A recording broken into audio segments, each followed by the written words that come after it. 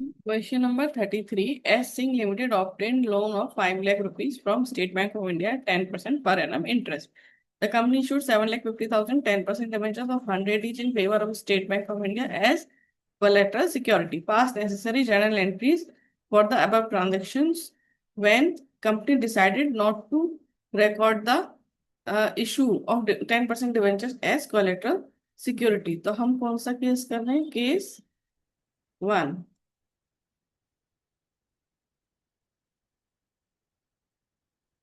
1. When company decided not to record the issue. ठीक है, तो हमने बैंक लोन तो लिया ही है, पहले हम उसका एंट्री करते हैं. Bank account debit to loan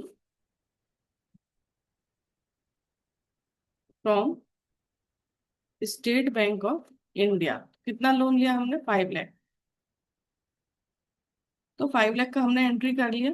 अब जो डिबेंचर्स हमने इशू किए हैं एज ए कोलेटरल सिक्योरिटी, उसका हमें एंट्री नहीं करना है, रिकॉर्ड नहीं करना है, लेकिन हम यहाँ पर नरेशन में लिख देंगे कि loan taken from SBI at 10% interest and issued 7,500 10% debentures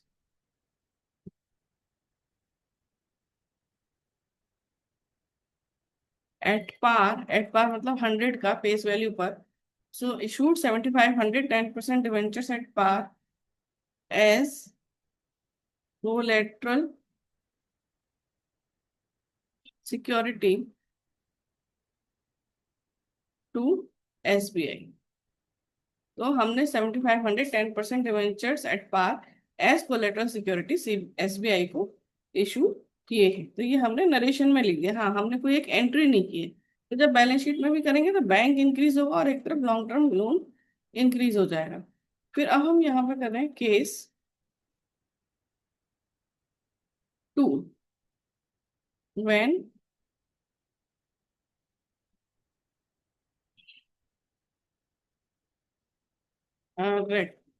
when company decide to record the issue of debentures. ठीक है, तो first entry will be same. Bank account debit 5 lakh to loan from SBI 5 lakhs. So loan taken from SBI at the rate of 10% interest. ठीक है, अब हम करेंगे debenture का entry. सो हमने कुछ उनसे लिया, तो कैश तो हमें मिला नहीं है, बट हमने debenture suspense account debit to कितने परसेंट डिबेंचर्स हैं? To 10% debentures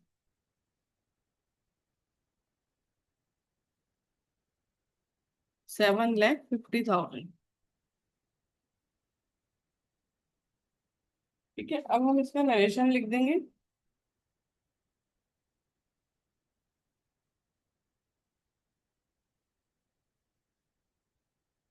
issue of 7,500 10% debenture of ₹100 each as collateral security for a loan taken from SBI. और इसको हम क्लोज कर लेंगे. ठीक है, तो ये हमने दोनों मेथड से आपको बता दिया. 33 done. Question number 34. On 1st April 2021, Bingo Limited issued 20 lakh rupees 9% debentures of rupees 100 each at a premium of 10%, redeemable at a premium of 5%. तो देखो सबसे पहले 2021 अप्रैल 1 आपने डिवेंचर्स इशू किए, तो आपकी एंट्री हो गई bank account debit to 9% debenture application and allotment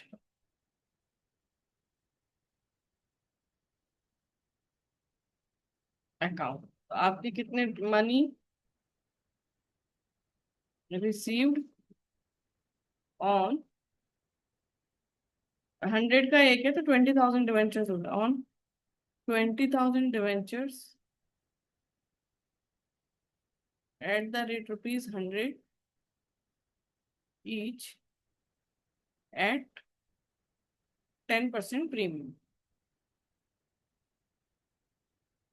10% premium है यानी 100 की चीज 110 हो गई। 110 2,000 डिवेंचर्स 110 2,20,000 20,000 डिवेंचर्स है।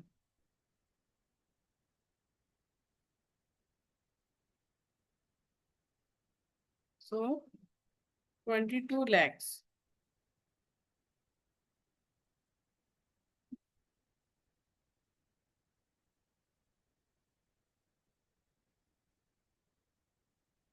फिर डिवेंचर एप्लीकेशन अलॉटमेंट 22 lakhs, ठीक है, ये हमारा क्लोज हो जाएगा। फिर है 9% debenture application and allotment debit to 9% debenture and to security premium. देखो अभी हमारे पास 20,000 डिवेंचर है, एक डिवेंचर 100 का, तो ये हो गई 20 lakhs। फिर 20,000 डिवेंचर्स 10 रुपीज प्रीमियम है, ठीक है, तो ये हो गए 2 लाख और ये हो गए 22 लाख। तो ये ऐसे इशू का एंट्री ऐसे तो हमारा पूरा है, लेकिन इसने एक लाइन और ऐड कर दी है कि यही डिवेंचर्स को रिडीम करेंगे हम 5% प्रीमियम पर, यानी 5 रुपीज पर डिवेंचर हमें प्रीमियम देना होगा at the time of redemption. तो वो भी हमें आज ही पता है, यानी इशू के टाइम पे हमें पता है, तो उसे भी हम लिख लेते हैं to premium on redemption of debenture. तो कितना 20,000 इंटू 5, तो 1 लाख रुपीज, ठीक है, वो हमें देना है। तो ये क्या है मतलब हम 20 लाख के डिवेंचर्स के लिए हम 21 लाख रुपीज दे रहे हैं, तो वो हमारे लिए आज की डेट में लॉस है। हमें वो इशू के टाइम पे ही पता है कि हमें 1 लाख रुपीज ज्यादा देना होगा, तो हमारा लॉस हो जाएगा। So loss on issue, issue ही लिखेंगे यहाँ पर, हाँ, क्योंकि हमें इशू के टाइम पे ही पता है। सो loss on issue of debenture 1 lakh. अब हमारा नरेशन होगा इसके लिए। तो हमारा नरेशन होगा अलॉटमेंट ऑफ कितने debenture 20,000, 20,000 9% debentures of rupees 100 each issued at 10% discount, ठीक है, 10%, oh sorry 10% premium, sorry 10% premium,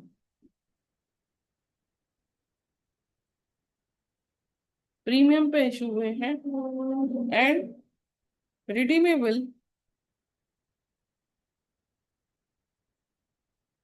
and redeemable at 5% premium, यानी इशू भी प्रीमियम पे हुए और रिडीम भी प्रीमियम पे हुए हैं। तो जो हमने रिडेम्पशन ऑफ प्रीमियम है, रिडेम्पशन के टाइम पर जो प्रीमियम हमने देना है 1 लाख, वो हम उसको हमने आज के डेट में अपना लॉस दिखाया है। ठीक है, सो क्वेश्चन डन।